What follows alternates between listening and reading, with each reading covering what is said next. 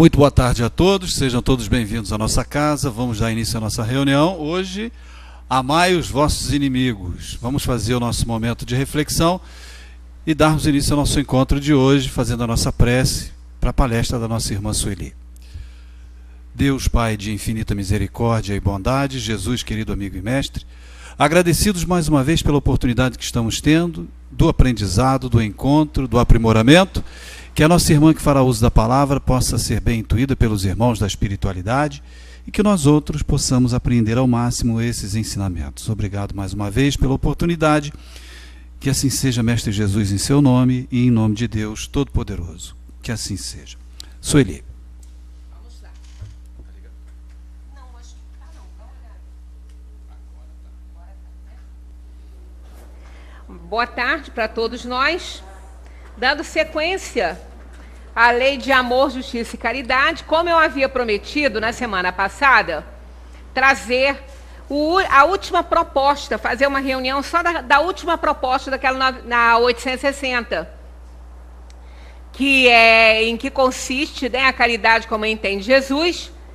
E aí está lá a última proposta, que é perdão, né, o perdão. E fizemos essa apresentação aí, falando sobre essa questão, e é muito difícil, tanto o perdão quanto o tema de hoje, né? Amai os vossos inimigos. Eu confesso que quando eu comecei a estudar o Espiritismo, eu fiquei um pouco parada nessas questões, assim, porque a gente tem muita dificuldade, né? Nós somos espíritos inferiores. Aliás, eu comecei a aceitar a minha inferioridade depois que eu comecei a estudar o Espiritismo. Porque a gente não acha que é inferior, né? A gente se acha. E acha que é um doce de candura, né? Que é boazinha. Somos nada disso. Né? Nada disso. E aí, quando eu comecei, então, aí que eu via os conceitos do perdão, benevolência, aquela questão 860, ela ficou parada comigo muito tempo. Muito tempo, não foi pouco, não. Eu olhava aquilo ali, eu falava assim, meu Deus, quando que eu vou achar que isso aqui está certo? Porque não era quando eu ia fazer, não. A minha preocupação era quando eu ia achar que estava certo. E quando eu achasse que estava certo, era quando que eu ia começar a fazer. Começar, né? Porque fazer mesmo, a gente tem que reconhecer que ainda não estamos com essa bola toda. Mas aí eu fui, né, tentando. Mas é aquela questão. Não adianta a gente pegar uma questão.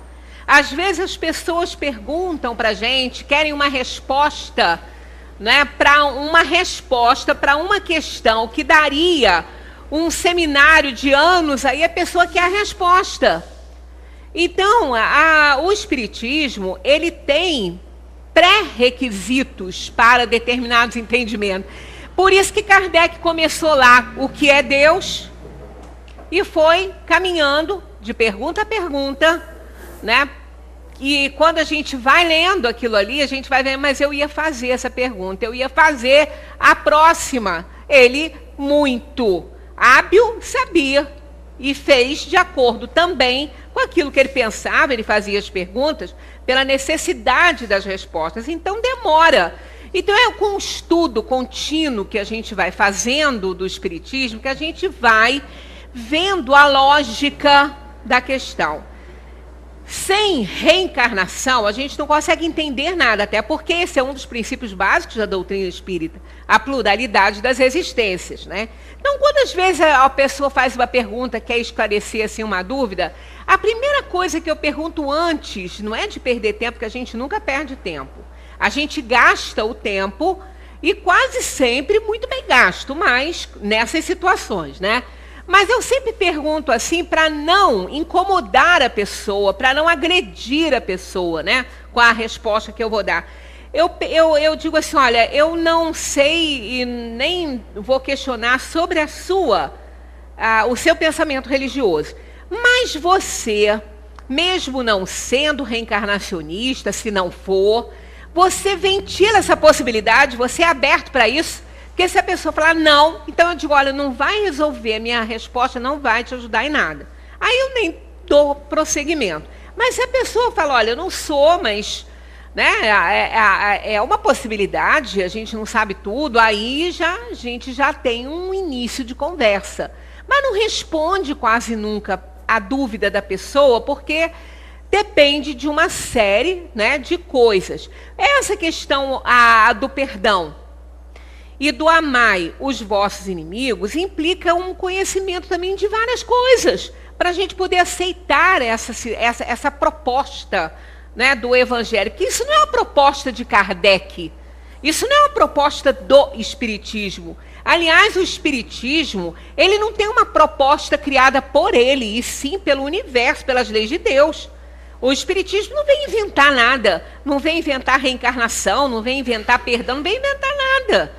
Né? Muito antes do mestre vir, né, em carne e osso para esse mundo aqui, encarnar numa matéria e dar a sua lição de vida aqui, dos 30 aos 33 anos, muito antes disso, nós tivemos precursores do Cristo, trazendo as verdades que o Cristo trouxe também, né? Só que de uma forma menos velada, né? Como o próprio Espiritismo depois veio tirar ainda a metáfora, a alegoria, o simbolismo das histórias de Jesus, que eram as mesmas. Ninguém inventou nada, isso é Deus que criou as leis universais. E as filosofias, as religiões, elas vão interpretando da maneira que elas veem as coisas do ponto de vista de cada um. Então o Espiritismo não inventou nada. Amar os vossos inimigos, isso é proposta do Espiritismo.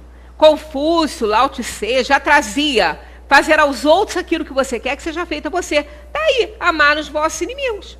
Porque se você tivesse um inimigo e você se arrependesse de alguma coisa, você não ia querer que pelo menos ele te respeitasse? Ele tivesse por você uma certa afeição, no sentido de não vê-lo como ainda inimigo? Então a gente ia querer isso. Então está resumido naquela máxima maior: fazer aos outros aquilo que você quer que seja feito a você.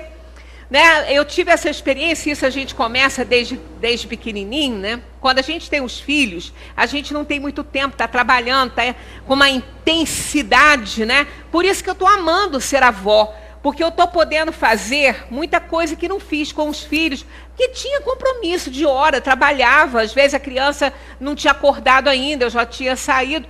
Então é realmente mais sofrido para os pais, todo mundo passou por isso, né? Quem não pôde ficar em casa. Aí, nesse fim de semana, eu passei lá com a minha neta, e ela se aborrece, ela joga as coisas no chão. Ela tem faz 3 anos, dia 15, né? Ela jogou o boneco Chico Bento, que estava na mãozinha dela, ela jogou no chão. Aí ficou com a cara feia, com o rosto abaixado. Aí meu filho falou: lá, é assim que ela faz, ó. Ela se aborrece, ela atiça no chão que tiver na mão dela. Aí eu falei: pois é, tem que ir corrigindo, né? Eles sabem melhor do que eu, porque são os dois preparados, são 2 psicólogos, pai e mãe. Eu não sou. Mas a gente tem um pouquinho de experiência, que já passou por isso. Eu falei: ó, você é ela, meu cara, você era assim. Tanto que eu falei com você, roguei praga, praga de mãe pega, mãe gorda ainda, ó. Tem jeito. Não diz que praga de urubu gordo pega mais? Pois é, praga de mãe gorda, não tem jeito. Aí ele falou: deve ter pego mesmo, porque eu falei: pois é, você não lembra de muita coisa, mas eu lembro, você fazia isso, né? Também, jogava longe. Ou então não pegava, né? Quando ele estava aborrecido, que ele não queria, ele ficava com a mão assim, ó, para não segurar nada. Se desse, jogava fora, né? Aí eu falei com ela, eu falei assim: poxa, Letícia, você não tinha falado para mim que ele é seu amigo? Seu amiguinho? Ela falou: é. Eu falei: então, é assim que você trata um amigo? É assim que você faz com seus amigos? Joga no chão? Empurra? Você faz isso lá na escolinha? Você acha que ele merece isso de você? Ele sendo seu amigo, você jogar ele no chão? Aí ela ficou séria olhando para mim. Eu falei: não se faz assim com ninguém, muito menos com os amigos, jogando seu amiguinho no chão. Que coisa feia. Eu não sou feia. Eu falei: novamente estou te falando, você não é feia, você está fazendo uma coisa feia. Aí ela ficou olhando para mim, eu falei, você ia querer que se ele tivesse aborrecido com você, que ele te jogasse no chão, te empurrasse para você cair no chão? Ela, não. Eu falei, então como é que você fez? Tá feio isso, tá errado, não pode. Aí ela olhou para mim, ela falou assim, tá bem. Aí pegou ele, botou no colo e falou assim, não vou mais fazer não. Não vou mais jogar meu amigo no chão. Falei, pois é, fica lembrando. Aí ela vai fazer ainda 10, 15 vezes. E 10, 15 vezes a gente vai repetir. Que não pode, né? Aí eu falei, educar dá trabalho. Ela vai fazer de novo, ela vai fazer várias vezes. Né? Então, isso aí é aquela regra básica. Fazer aos outros só o que você quer que seja feito a você. Isso implica a questão do perdão, do amor, né, pelos inimigos. Então vamos ver como não é tão difícil assim amar os inimigos, como vimos na semana passada, que não é tão difícil perdoar. A questão é interpretar bem o significado da palavra perdão e o que ela traz para nós, como também a questão do amai os vossos inimigos. A gente já falou aqui na questão do amor. O amor é o sentimento por excelência, está lá na página do amor do Evangelho, que é uma página lindíssima. Leiam em casa, quem tem o Evangelho, o amor e o dever são duas páginas que eu adoro. Então está lá que o amor é um sentimento por excelência e ele está à altura, né, do progresso do instinto. É o instinto elevado à altura do progresso feito. Está escrito lá. Então a gente sabe que tem vários níveis de amor. Todo o nosso amor nesse mundo, ele é um amor condicional. A gente só experimenta o amor incondicional de alguém para nós, dos nossos filhos, quando são bem pequenos. Bem pequenos mesmo. Depois eles já começam a condicionar, até por culpa da gente, eles começam a condicionar. E de nós para os nossos filhos, quando existe realmente amor. Quando existe o amor, né, para os nossos filhos, que muitas vezes ele não existe, não tem, né, a gente apenas suporta por questões kármicas, mas quando ele existe, ele é incondicional. A gente conhece todos os defeitos, a gente sabe de tudo, né? A gente sabe de tudo, por isso que a gente, quando elogia, fala que a mãe, vó, coruja, né? Porque o filhotinho a coruja, para mim, é uma ave belíssima, né? Mas o filhotinho da bichinha é feinho, né? O filhotinho dela é uma tristeza. Ela vai ficando bonita depois. Mas pergunta se a coruja acha feio. Não vai. Ela vai achar lindo aquelas coisinhas horrorosas. Então, os pais também acham seus filhos lindos e perfeitos e maravilhosos. Entre aspas, porque conhecem todas as mazelas, sabem de tudo, né? Sabe quando eles não estão errando, mas não admite que ninguém fale. A gente pode fazer, a gente pode falar, mas a gente não gosta. Por mais que às vezes, é engraçado que quando às vezes uma pessoa vem falar alguma coisa do filho com a gente, se a gente fala, se ela achar que a gente está criticando, ela já muda um pouquinho o seu discurso. Porque ela fala, ela vai pensar que ele é assim, que ele é assim. Não, a gente não pensa nada. Ele é o que ele é. Né? E a gente nem pode avaliar, porque a gente não está aqui para julgar ninguém, né? De jeito nenhum. Mas pai e mãe conhecem muito bem os filhos que têm quando participam. Pais que participam da vida dos filhos conhecem eles muito bem. E sabem que não são santinhos, né? Que não estão aí, né, com a sua atividade perfeita. Estamos todos no mesmo barco. Somos irmãos em Deus. E, temporariamente, laços de consanguinidade nos dão aí um parentesco, né, cujo parentesco mais intenso é de filho para pai e para mãe, mais para mãe ainda do que para pai, porque o laço é muito forte por causa da gestação, né, que fica ali muito unido. Então, vamos ver aqui que os espíritos têm a nos dizer. Trouxe para cá passagens. Aliás, tudo que está aqui hoje foi desdobrado no Evangelho segundo o Espiritismo, daquela questão do Livro dos Espíritos, que é a seguinte: na lei de justiça, amor e caridade, né? Como Jesus entende a caridade, essa que vem depois, a questão do amor aos inimigos. Então, eu fui ao Evangelho buscar os conceitos ali desenvolvidos sobre aquela questão nessa parte do amai os vossos inimigos lá no Evangelho. Então tá tudo que vocês vão ler aqui tá lá, né, no Evangelho segundo o Espiritismo. Então tá aí, ó. Tendes ouvido o que foi dito: amarás ao teu próximo e aborrecerás ao teu inimigo. Por que isso aqui? Tem quem disse. Isso vem lá da lei de Moisés, né? Olho por olho, dente por dente, que ele teve que instituir. Não que Moisés achasse isso certo. Ele era um legislador, ele viu que a melhor coisa no momento era fazer o que ele fez. Estabelecer a pena de talião, a pena do semelhante, porque as vinganças eram horríveis. Não é? Então, Jesus se refere a isso, né? Tendes ouvido o que foi dito: amarás ao teu próximo e aborrecerás ao teu inimigo. Mas eu vos digo, que aí Jesus já trouxe uma outra visão do Pai, né? Amai os vossos inimigos, fazei bem ao que vos odeia, orai pelo que vos persegue e caluniam. Como eu disse a vocês, eu ficava parada nisso e fiquei durante bastante tempo, que eu achava isso um absurdo, né? Aí vem aqui: para serdes filhos de vosso Pai.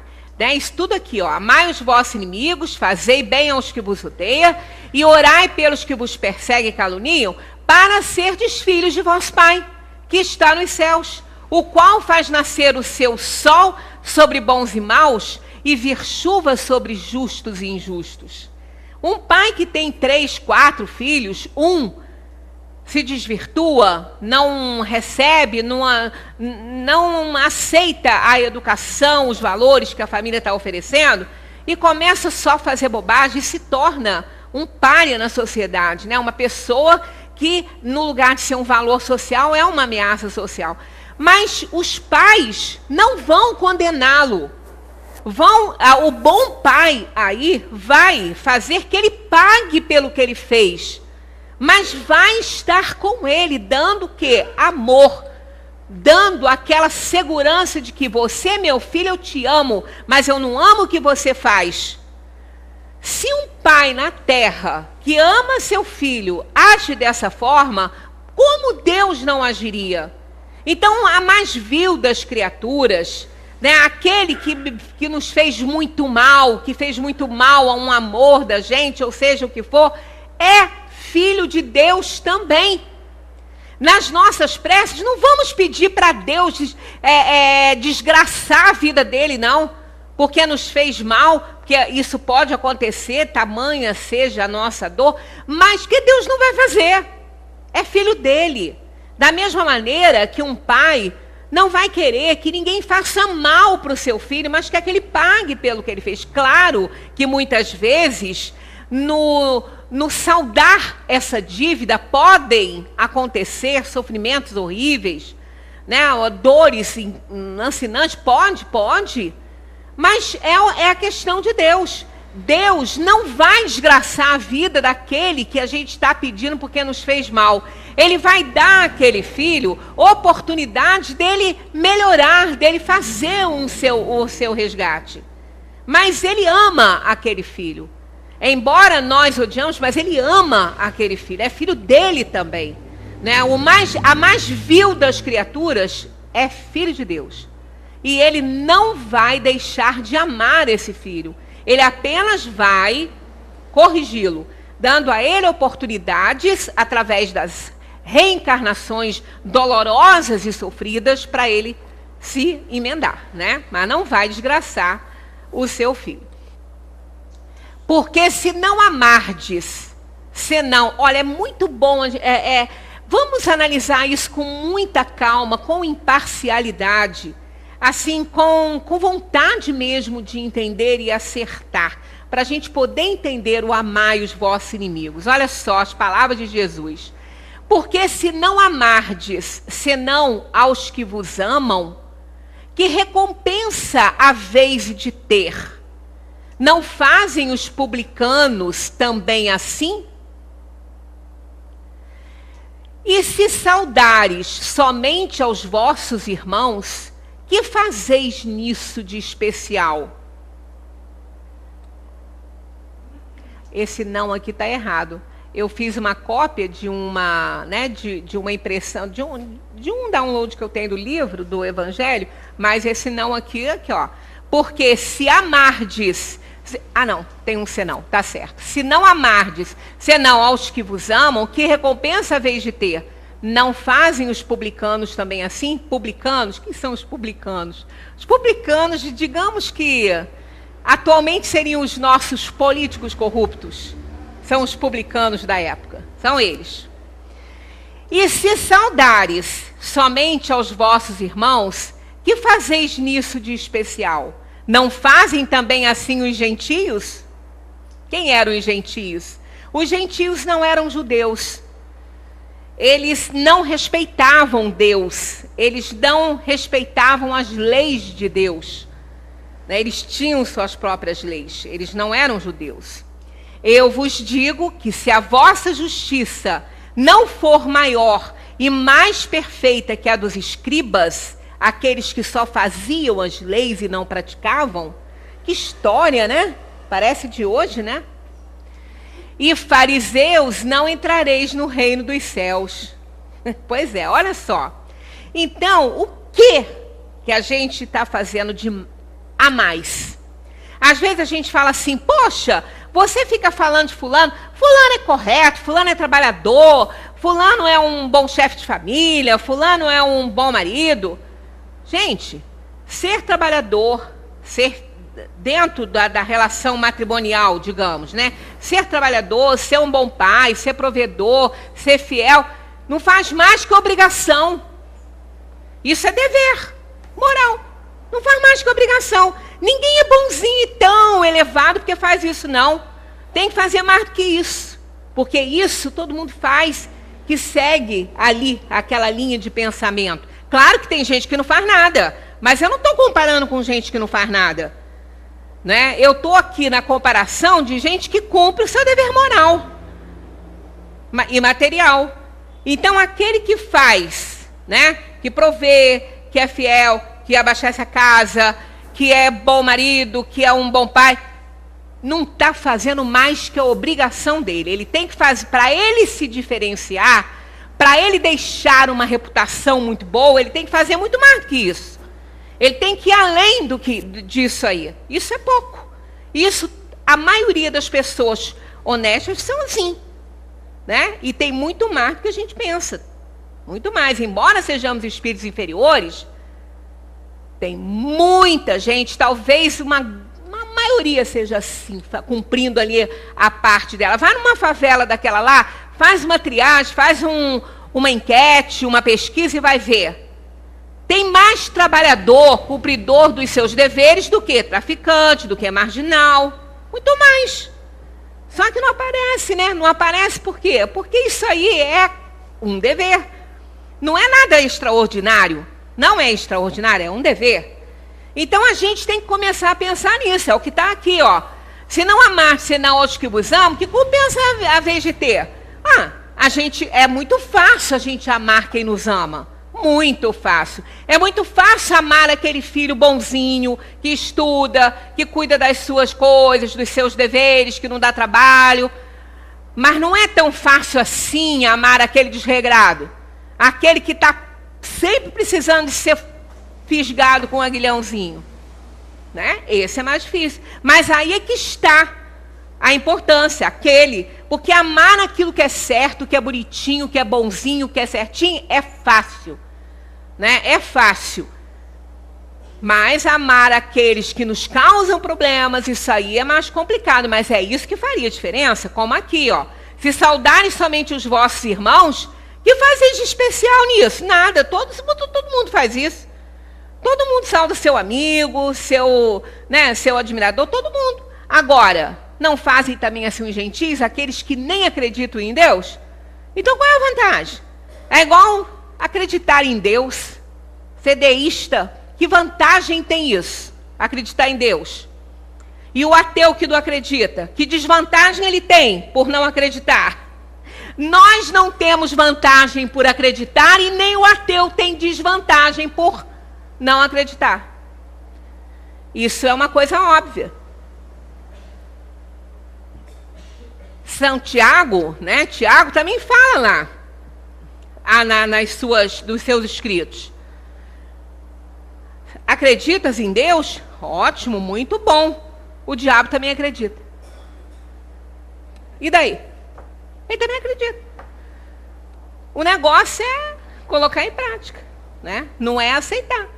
E ele sabe que ele não tem o poder divino. Então ele tem que acreditar. Mas ele não é melhorzinho, não é bonzinho, não faz o bem porque acredita em Deus, não. E às vezes a gente também não faz o bem, a caridade porque acredita em Deus, não. A gente faz porque nos interessa por alguma coisa, de alguma forma nos vem acrescentar em alguma coisa, né? Porque aí que está. É aquela questão, somos espíritos inferiores. Então a gente precisa aceitar que a gente age dessa maneira. Porque aí a gente vai ver que está errado. Se a gente não acha que erra, não conserta nada. Vai mexer em time que está ganhando para quê? Então a gente fica ali, né? Quando a gente começa a reconhecer a inferioridade e ver que a gente não age certo sempre, a gente começa a entender melhor as pessoas que não agem assim, né? Hoje, toda terça-feira eu gosto muito de assistir o programa da Fátima Bernardes, porque tem sempre um tema legal com a presença daquele neurocirurgião, que eu acho muito lúcido, e ele já deixou transparecer, inclusive, que ele é espírita. Hoje foi sobre empatia. Empatia é o segredo. É o segredo para perdoar, é o segredo para amar os inimigos. Sem o processo empático, a gente não consegue ser solidário, caridoso, compassivo, a gente não consegue. Tanto que Paulo falava, é preciso espinho na carne. Se eu passei por uma dor, eu posso avaliar quando o meu irmão passa, o que ele está sentindo. Mas a gente não precisa passar por essa dor. Esse que é o problema, que as pessoas às vezes não conseguem entender. Vamos entender antes de ter que passar pela dor. Não vamos esperar o espinho na carne de que Paulo falou. Vamos fazer o processo de empatia. Porque aí nós não vamos precisar desse espinho. Mas nós vamos sentir a dor do outro no momento que a gente incorpora aquele problema em nós. É um espinho virtual. É um espinho que não precisa sangrar na pele. Mas precisa fazer uma espetadinha no coração. Para a gente ver como que aquele irmão está sofrendo. Até mesmo o que nos fazem, o que gerou aquele mal que nos fez, que os tornou nossos inimigos. Né? O processo de empatia é o segredo para a gente se tornar melhor. Para a gente poder fazer todo o processo de ajuda ao semelhante de que nós precisamos fazer para evoluir. Continuando Jesus na sua tarefa de educação, né? E se vós amais somente aos que vos amam, que merecimento é o que vós tereis? Pois os pecadores também amam os que os amam. Que diferença, que sacrifício é esse de amar quem nos ama? Às vezes a gente nem ama quem nos ama, a gente até gostaria de amar. Mas por questões kármicas, a gente não ama, mas gostaria de amar. Então agora, amar quem não nos ama, quem não nos admira, quem só vê defeito na gente, é muito difícil. É por isso que as coisas, os conflitos acontecem. Ah, mas não vamos querer fazer isso aqui ainda não, porque a gente não está lá. Vamos reconhecer que a gente não pode dar um passo maior que a perna. A evolução do ser, o aperfeiçoamento do ser, é lento, é gradativo. Mas não importa. Contanto que ele vá acontecendo e vá se efetivando em nós, ótimo. Não adianta correr para cansar e ter que parar, né? Não adianta fazer isso. Se a gente for apostar uma corrida, às vezes, com uma tartaruga, de repente ela ganha da gente. Porque a gente vai correr tanto, vai cansar, vai ter que se sentar. E ela vai passar por nós naquele passinho lento e sempre. Que ela não vai cansar. Então ela está estabelecendo, ela está efetivando a sua caminhada. E a gente cansa, senta e às vezes depois não aguenta nem correr, distende músculo, né? Ela não. Ela está lá, ó. É lenta, mas sempre. Né? Então é isso que a gente tem que perceber. Nós estamos aqui para crescer, para evoluir. Não vamos achar que vamos ser bonzinhos, que vamos sair dessa reunião ou que saímos da de semana passada perdoando Deus e o mundo, que de jeito nenhum, que Deus não precisa do nosso perdão, mas o mundo precisa e a gente também. E que também não vamos sair daqui amando nossos inimigos, mas vamos sair daqui com reflexões. Isso é importante, né? E se fizerdes bem aos que vos fazem bem, que merecimento é o que vós tereis? Porque isso mesmo fazem também os pecadores, né? Se a gente só faz o bem a quem nos faz bem, qual a diferença? O que a gente está fazendo de muito? É o além, é o a mais. Nada, não estamos, né? E se emprestardes somente àqueles de quem esperais receber, que merecimento é o que vós tereis? Sabe que vai receber, por isso está emprestando. Porque também os pecadores emprestam uns aos outros para que lhes faça outro tanto. Né? Emprestar algo a quem você não tem certeza que vai te devolver é uma coisa. Emprestar a quem você sabe que vai ter de volta é outra. A vantagem está em você emprestar para quem você não tem certeza que vai te devolver. Porque aí você não está emprestando, você está dando. Né? Você está oferecendo, fulano, está aí. Se vier de volta é lucro, se não vier, você já esperava por isso. Aí é mais mérito, porque não é tão fácil assim. Né? A gente emprestar para quem a gente tem quase certeza que não vai devolver. Então a gente vai vendo aos pouquinhos as diferenças. Né? Aí a gente vai vendo que a gente não é tão bonzinho assim. Porque, eu amo fulano. Ama porque fulano é todo certinho, te ama também. Vai amar quem não te ama e quem não é certinho. Né? Amai, pois, os vossos inimigos. Fazei o bem.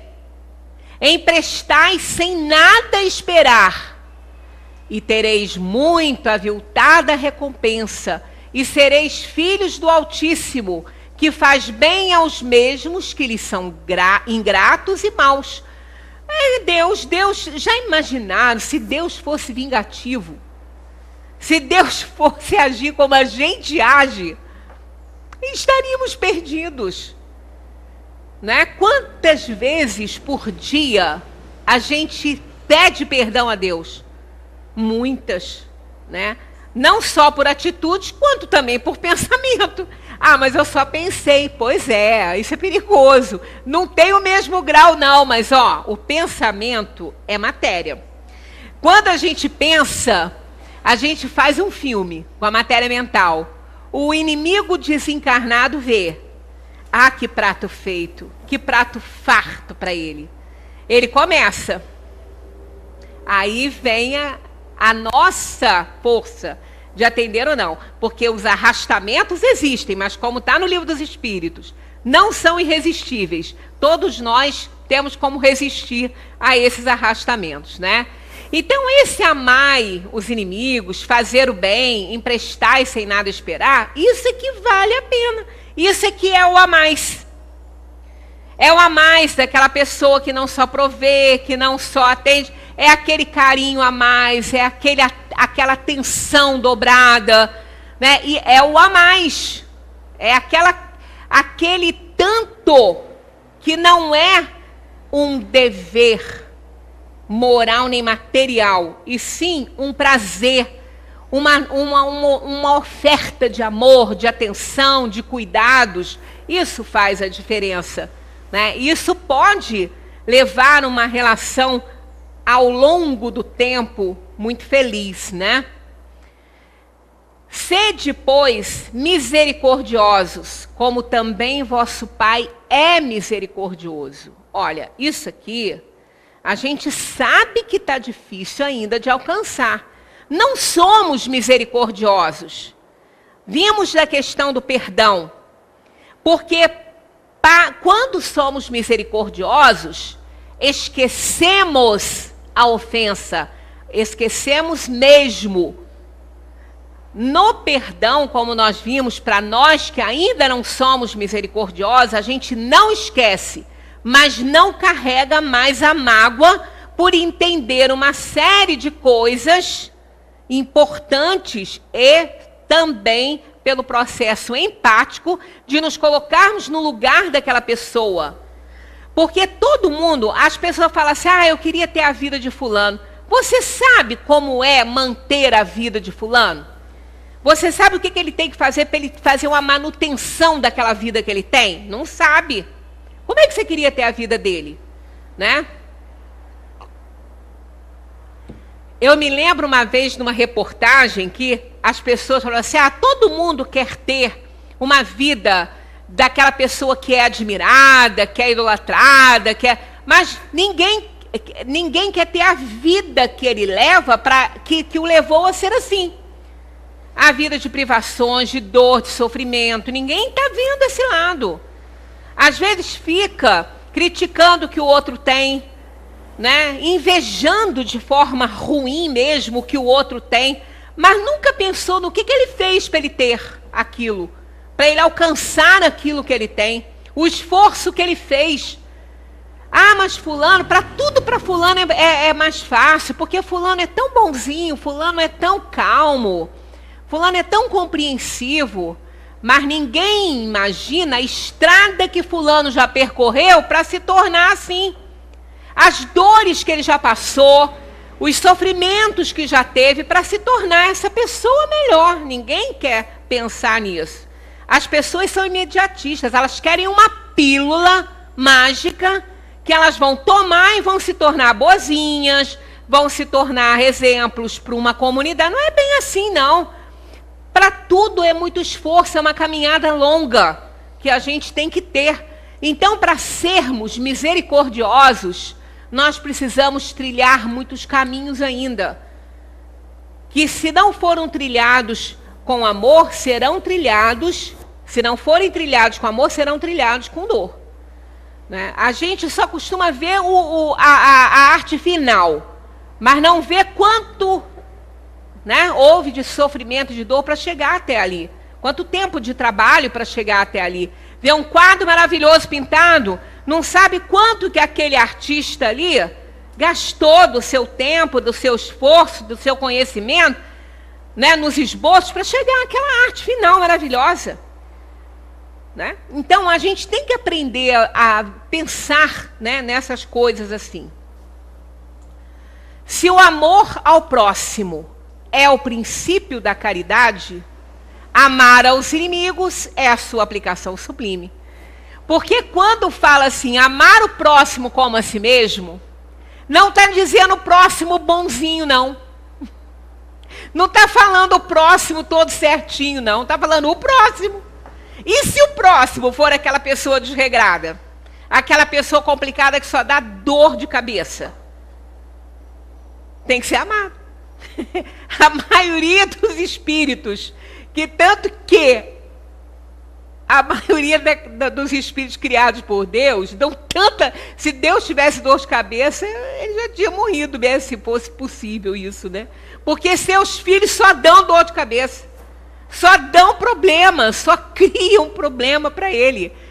Tanto é que no Velho Testamento ele se arrependeu de ter feito homem.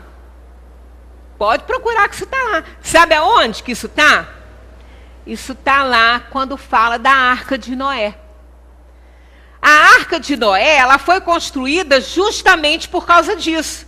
Porque Deus se arrependeu de ter criado a humanidade. O homem que só deu problema, só fez bobagem. Então, ele queria destruir a humanidade. Então, ele ia destruir com o dilúvio. Mas aí, o que ele fez? Ele mandou construir uma arca poderosa, enorme, né? E botar ali um casal dos bichos que ele já tinha criado. E separou um homem que ele considerava ser bom, né? Ser um homem íntegro com a sua mulher, para que pudesse, então, começar uma nova civilização. e toda aquela maldade seria destruída. Então foi tudo colocado naquela arca. Um casal de humanos e com seus filhos, e um casal de cada animal. Porque Deus se arrependeu de ter criado o homem. Isso aí é uma alegoria que faz rir. Imagina se Deus ia se arrepender de alguma coisa. Mas foi por isso que ele criou a arca de Noé. Porque ele se arrependeu de ter criado o homem. Mas quando Jesus fala aqui, amai, né, o próximo como a si mesmo, se o amor ao próximo é o princípio da caridade, é o amor ao próximo. Não importa quem seja esse próximo. Seja ele do jeito que ele for, né? Amar os inimigos é a sua aplicação sublime, porque é aquele próximo problemático. Porque essa virtude constitui uma das maiores vitórias conquistadas sobre o quê? O orgulho e o egoísmo, que são os pais das inferioridades, todas. Toda pessoa que é invejosa, ambiciosa, rancorosa, né? Ela é orgulhosa e egoísta. Desses dois, do egoísmo e do orgulho, é que tudo acontece, né? Que tudo se desenrola. A pessoa que é orgulhosa, e o orgulho ainda está acima do egoísmo, porque toda pessoa orgulhosa é egoísta. Toda pessoa. Então o orgulho é o master, né? É o sentimento mor da maldade que provoca as outras inferioridades todas. Então, as pessoas que conseguem isso, né? Quem consegue amar os inimigos, essa virtude, né, é uma das maiores conquistas sobre esse orgulho e esse egoísmo. E isso vai elevando a alma, né? Vai tornando a alma maior.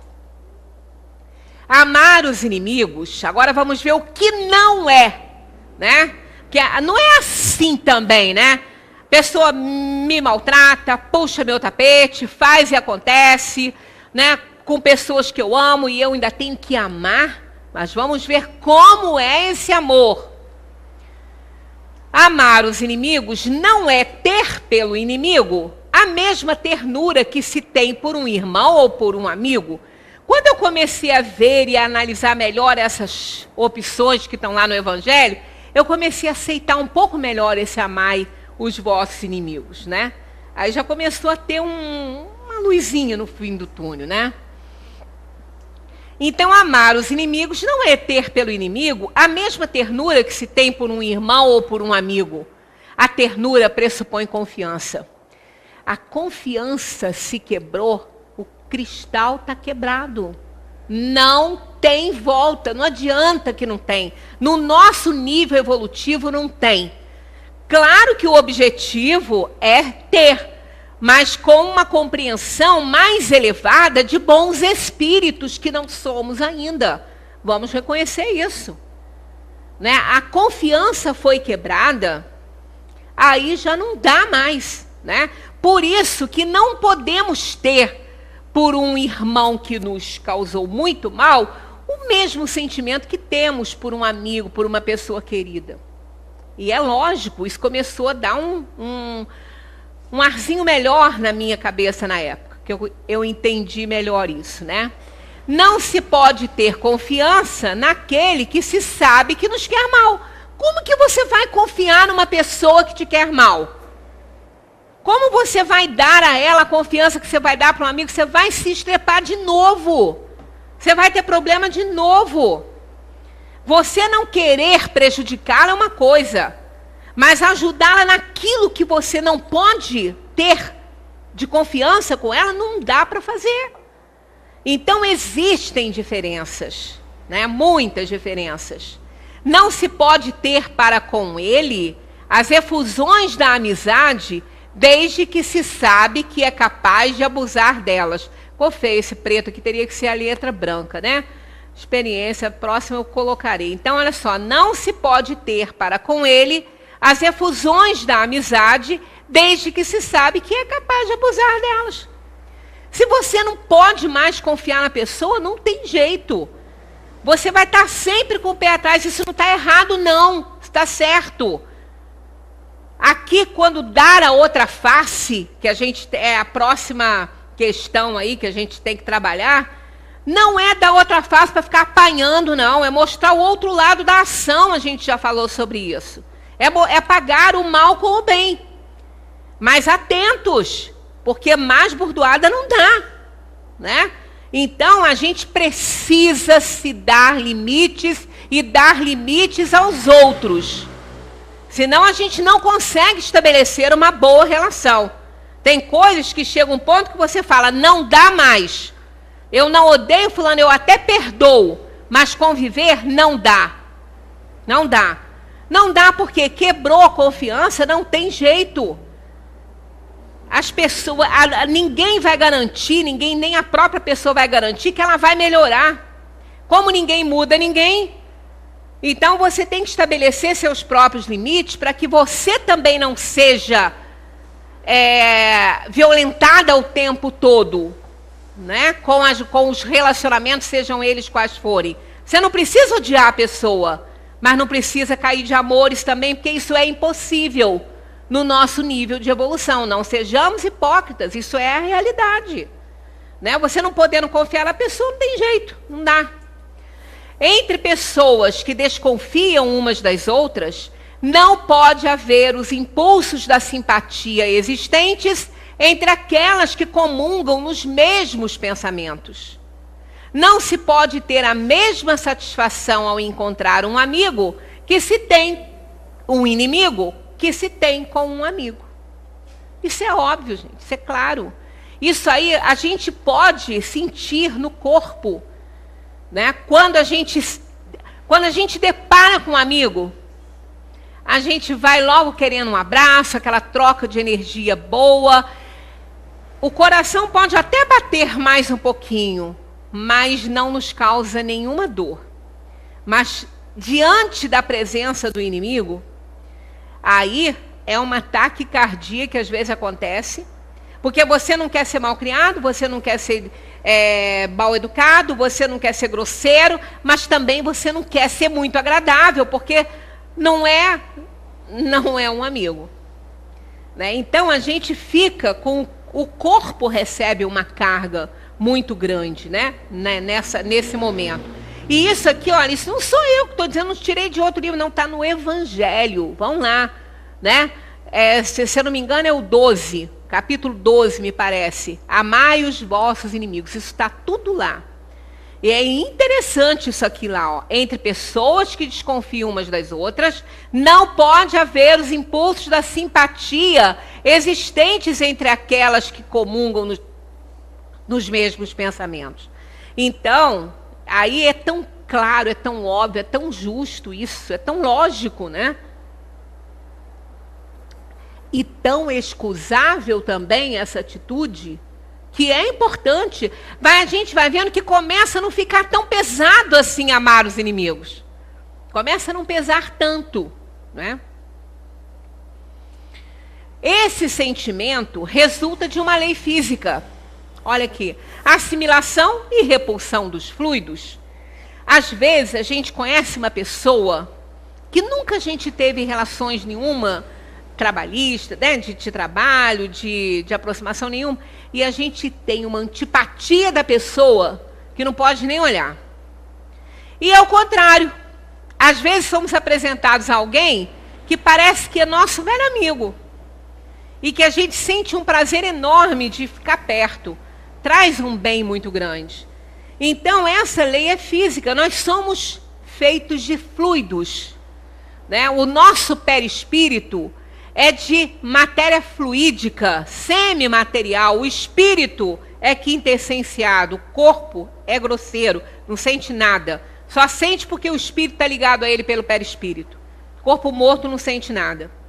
Então, esses fluidos que estão ali em torno do nosso campo energético, se eles se chocarem com os da outra pessoa, é porque existe aí algo, não precisa ser inimigo do passado, não, mas existe algo que não encaixa. Não são pessoas que nos dão prazer. Pensamentos diferentes, os pensamentos afetam os nossos, a aura energética não é legal, a gente não se sente bem. Isso não quer dizer que a outra pessoa seja ruim, não. Ah, fulano não é bom. Não quer dizer, não combina com os meus. Né? Não combina com os meus. Então, a gente sente isso, porque isso é uma lei, está explicada lá no livro dos Médiuns, na Gênese, a repulsão dos fluidos. Não dá.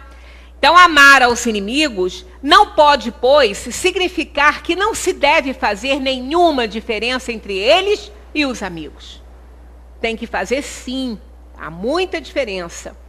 Não é darmos a uns e a outros o mesmo lugar no coração. Tá leve, tá mais leve, tá vendo? Tá mais leve. Não dá para dar, gente, não dá. Né? Não dá para você colocar um amigo e um inimigo no mesmo local do seu coração, não dá.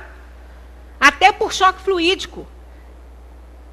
Né? Então a gente vê que a gente não está pecando, nós não vamos ser condenados por pensar dessa maneira. Está no Evangelho isso. Segundo o Espiritismo, né, que os Espíritos vêm. Por isso que eu fui me apaixonando assim pela doutrina espírita. Porque o que ela me exigia não estava tão além. Não, o que o Espiritismo nos exige não está tão além da nossa capacidade quando a gente analisa imparcialmente, né? Sem aquele entusiasmo das nossas verdades, né? Quando a gente se analisa e analisa a situação, a gente começa a compreender melhor.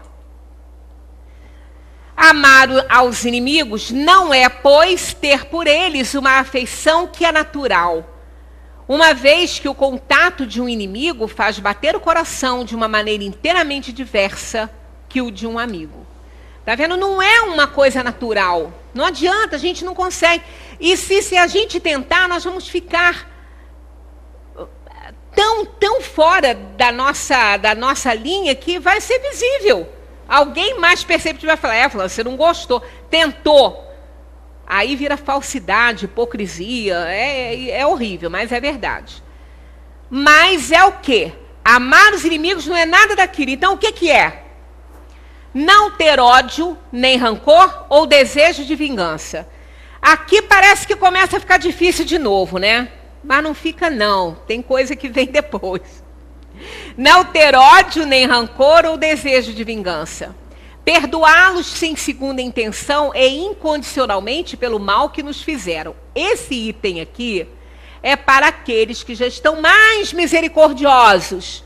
Não é muito o nosso caso, mas está aí a proposta para a gente ir se esforçando. E vai dar para se esforçar, porque o que vem aí explica melhor.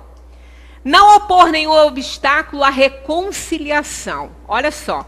Não opor nenhum obstáculo à reconciliação não significa ter que conviver. Não significa ficar tendo que dar abracinho. Né? Não significa ter com ele o mesmo que se tem com um amigo. É apenas não ficar de mal, não ficar brigado. Né? É apenas aceitar a situação, mas dá seu limite. Não dá, porque não pode ter mais confiança. E esse item aqui não vai ficar muito difícil quando a gente souber para frente. Então, amar o inimigo é desejar-lhes o bem em vez do mal. É alegrar-se em lugar de aborrecer-se com o bem que os atinge. É estender-lhe a mão prestativa em caso de necessidade. É abster-nos por atos e palavras de tudo o que possa prejudicá-lo. É pagar-lhes o mal com o bem sem a intenção de humilhá-los. Todo aquele que assim fizer, cumpre as condições do mandamento, amai os vossos inimigos. Vejam se isso aqui não é amai o vosso próximo como a si mesmo. É isso. Cai ali. Né? Estamos um pouco longe? Estamos. Mas o verdadeiro espírita não é reconhecido por ser bonzinho, e sim pelo esforço que ele faz para ser melhor. Né? Se ele está do jeito que está, ele poderia estar muito pior se não fossem esses conceitos espíritas. Então não vamos querer ser santificados, somos espíritos inferiores. Se a gente não consegue fazer todos os itens, pelo menos a um, a gente não precisa realmente ficar desejando mal para ninguém. Não é bom isso para a gente, esse sentimento é ruim. Né? A gente não precisa se alegrar com a desgraça do outro. Mesmo sendo nosso inimigo, a gente não queria isso, que ninguém fizesse isso conosco. É triste, ainda que seja nosso inimigo, saber que não está bem. Não é legal isso, né? Isso a gente já pode fazer. Estender a mão prestativa em caso de necessidade, olha, isso aí é muito mais fácil que a gente imagina. Pode ser nosso inimigo, mas se a gente estiver vendo em dificuldade, se a gente puder fazer alguma coisa, o coração vai mandar fazer. Porque a consciência vai aprovar isso, não é? Vai aprovar. E outros mais, né? Vamos rápido, senão a gente não chega. Por que devemos, então, amar os inimigos? Por quê? Já que amar os inimigos é aquilo tudo, por que a gente deve amar? Aqui arremata muito bem essa questão, que não pode ser muito difícil, porque nos convém também. O Espiritismo lança vistas sobre o passado e o futuro, entre os quais a vida presente é apenas um momento. Olha que bonito isso aqui. Linda essa afirmação, né? O Espiritismo lança vistas sobre o passado e o futuro, entre os quais a vida presente é apenas um momento. Quando nós recebemos comunicações dos espíritos revoltados, vingativos, querendo desgraçar a vida dos outros, nas reuniões aqui do centro, que a pessoa deixa o nome para tratamento e radiação, eles vêm com ódio mortal. Mas quando é dado a eles a visão do passado, já começam a pensar diferente. Ninguém sofre inocentemente. Tudo que a gente passa é um resgate que tem que passar, é uma dor necessária para que a gente se coloque no trilho da obediência à lei. Então já muda a coisa. Por isso é que essa questão do Espiritismo lançar vistas ao passado, aí entra a pluralidade das existências, né? a reencarnação, a gente vê diferente as coisas. Mostra que pela própria destinação da Terra, nela devem encontrar homens maus e perversos. Nós estamos no plano de provação e expiação, é o segundo na ordem dos mundos, o primeiro é primitivo. Então o que a gente quer ali? Espíritos inferiores, malévolos ainda, espíritos que não têm condição ainda de oferecer nada melhor. Então a gente vê que muitas vezes, se a gente perguntar a ele, o que você quer que faça com você? Ele fala assim, o mesmo que eu fiz. É o que ele alcança. Não se pode esperar 10 de quem só pode oferecer 2. E se a gente está exposto a essa inferioridade, é porque somos também. Senão não estaríamos, porque aí Deus estaria errando. Que as maldades a que está exposto fazem parte das provas que deve sofrer. Escolhidas por quem? Pela própria alma. Então, olha só. Começa a ficar mais claro agora também. Ninguém sofre injustamente, inocentemente. Fizemos escolha das provas. E os espíritos inferiores são instrumentos de Deus para que essas leis de Deus se cumpram na Terra. Aquelas que a gente escolheu e que Ele aprovou. Então a gente vê que o inimigo acaba sendo amigo. E a gente ainda tem que ter pena dele, porque ele ainda vai sofrer os maus efeitos do mal que nos fez. Foi usado como instrumento de Deus para que a gente pudesse resgatar o nosso passado delituoso.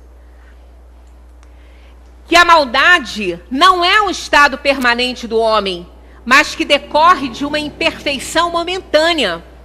Os nossos inimigos se tornarão nossos amigos. Quantos obsessores que tentaram desarmonizar lares, prejudicar as pessoas, inclusive proporcionando, por causa, às vezes, já de uma tendência orgânica, o aparecimento de doenças nas pessoas, se tornam espíritos amigos e protetores depois, porque compreenderam.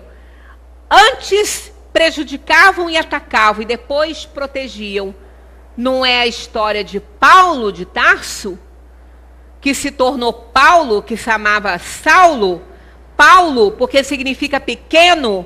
Ele quis ser pequeno diante do Cristo, passou de Saulo para Paulo. Esse é um exemplo enorme que a gente tem para esse lado dos inimigos, porque Paulo perseguia o espiritismo e depois abençoava o espiritismo e passou a defender. Então são aqueles inimigos que se tornam amigos diante da nossa atitude, da nossa energia, daquilo que a gente oferece para eles, de dentro do coração, né? Não é nem com a parte material, né? A morte só pode livrá-lo da presença material do seu inimigo e que este pode persegui-lo com o seu ódio, mesmo depois de haver deixado a terra, são os obsessores. São aqueles cobradores que vêm bater a nossa porta depois que a gente está aqui, tentando desarmonizar, tentando fazer da nossa vida um inferno. A gente pensa que se livra de inimigo, não se livra não, nem com a morte, que a morte só nos livra da presença física. Pelo contrário, eles estão mais livres. E se eles encontrarem guarida para o mal no nosso coração, aí acabou. Aí é uma desgraça só. É um problema seríssimo. Problemas, às vezes, de obsessões que não tem jeito. Porque um centro espírita não é fraco, não, quando não tira o obsessor, quando não cuida daquela obsessão, não. É que a imantação é tão grande que a própria pessoa segura aquele espírito com ela. É uma opção, é o livre-arbítrio. Então não é do trabalho que é fraco, não. É porque não tem jeito, a pessoa que está atraindo. Então por isso que está lá, reconciliai-vos com seus adversários enquanto estáis a caminho. A caminho é a encarnação. Porque se a gente não resolve isso e só alimenta esse ódio, não tenhamos dúvida, ele vai retornar. Nesta encarnação ou em outras. Então muitas vezes, pessoas que não conseguem se harmonizar, crianças que não dormem, bebês que têm terror noturno, são aqueles inimigos que estão lá dentro. Aqueles adversários, aqueles inimigos que não tiveram, né, um tratamento adequado de ambas as partes para acabar com aquela inimizade. A coisa só vai jogando sujeira para debaixo do tapete. E aí vai se tornando mais difícil. Amai aos vossos inimigos, não fica circunscrita ao círculo estreito da terra e da vida presente, mas integra-se na grande lei da solidariedade e da fraternidade universais.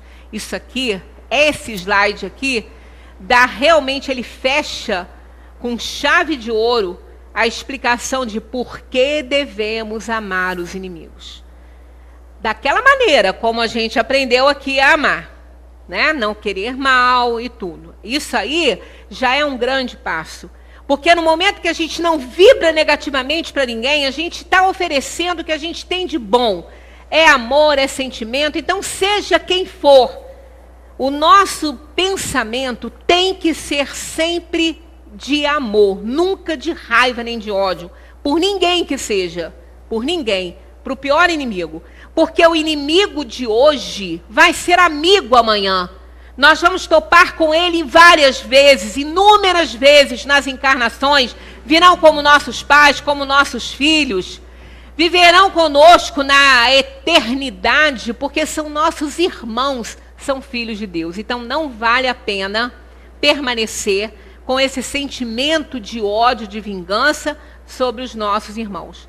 Porque realmente isso vai se reverter negativamente para nós, em algum momento, aqui ou no além. Muita paz para todos, continuemos a estudar essa doutrina maravilhosa, que nos dá o caminho certinho na medida das nossas possibilidades.